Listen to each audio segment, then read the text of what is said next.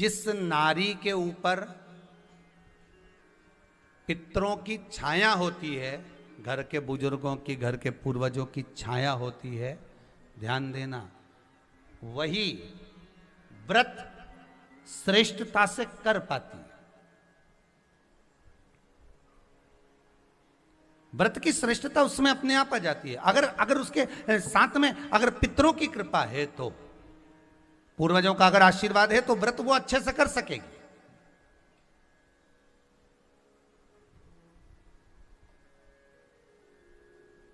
और सहज भाषा में समझ लीजिए, बहुत अच्छे से समझना इस बात को, कि मान लो, एक सरल भाषा में आप और अच्छे से समझिए उसको, बहुत अच्छे से, कि जिस व्रत के दिन आपका उपास है, सोमवार का, मंगलवार का, बुधवार का, गुरुवार का, तीज का, चतुर्थी का, पंचमी का, छठ का, किसी का भी अगर आपका व्रत है, और उस व्रत वाले दिन यदि आपको क्रोध आ रहा है, व्रत वाले दिन अगर आपकी प्रवृत्ति चिड़चिड़ी हो रही है, क्रोध आ रहा है, अपशब्द निकल रहे हैं, और रोना आ रहा है, क्रोध आ रहा है, बहुत सारे परेशानी उसी दिन तुम्हारे सामने आ रही है, समझ लेना कि तुम्हारे घर के पितृ भूखे जरूर है, अन्न भाग मांग रहे हैं। एक बात पहले भी कही थी, शायद आपको ध्यान में होगा, रात्रि को सोने के बाद, विश्राम के बाद, एक बार कहा था, आप लोगों को याद होगा, कि सोने के बाद में 2 घंटे के अंदर अगर आपकी नींद खुलती है, और खुलने के बाद यदि आपको भूख लग रही है, प्यास लग रही है, तो समझ लेना कि आपके पितर, आपके पूर्वज भूखे हैं, अन्न का भाग मांग रहे हैं, पानी पीने को मांग रहे हैं। उससे नहीं समझ सकते तो व्रत से समझो।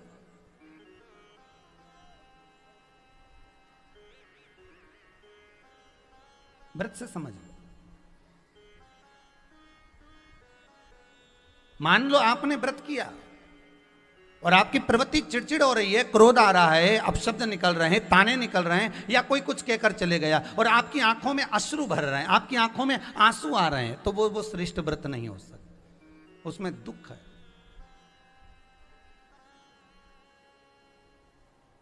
पुष्प ताजा है तो आप भगवान को दोगे, सही है कि गलत है?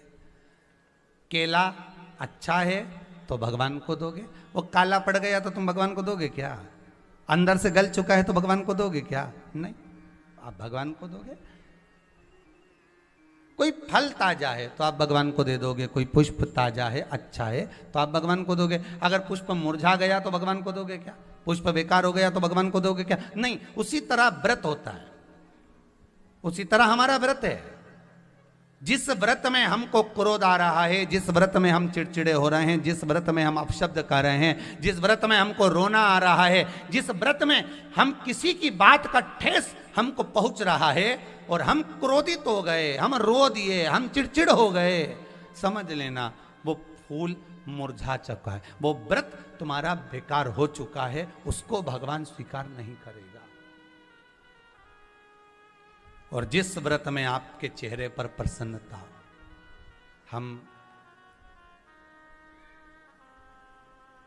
इस व्यासपीठ से कहना चाहेंगे कि जितने भी यजमान यहाँ कथा करवाने आते हैं, जितने भी यजमान यहाँ पहुँचते हैं या ऑनलाइन वहीं से बैठकर पूजन कर कर कथा करवाते हैं, हम उनको भी कहते हैं कि 7 दिन की आपकी शिव महापुराण की कथा है, 5 दिन की आपकी शिव महापुराण की कथा है, 9 दिन की आपकी शिव महापुराण की कथा है। शंकर की कथा, चाहे भागवत कथा हो, चाहे रामायण कथा हो, रामचरितमानस हो, चाहे गीता हो, जिस पुराण को आप बचवा रहे हो, जिस पुराण को आप करवा रहे हो, जो करवाने वाला होता है उसके चेहरे पर स्माइल होना चाहिए, प्रसन्नता होना चाहिए। क्यों? क्योंकि इस पुराण को आप अकेले नहीं सुन रहे, इस पुराण को आपके पितृलोक में विराजमान पितृ पूर्वज भी श्रवण कर रहे हैं। जितनी आपकी चेहरे पर प्रसन्नता होगी, उतनी आपके पूर्वज भर भर कर आशीर्वाद देंगे। 7 दिन तक, जब तक आप कथा का रसस्वादन कर रहे हो, कथा श्रवण कर रहे हो, 7 दिन तक आपके चेहरे पर अगर प्रसन्नता है तो पूर्वजों का आशीर्वाद आप पर बना हुआ है।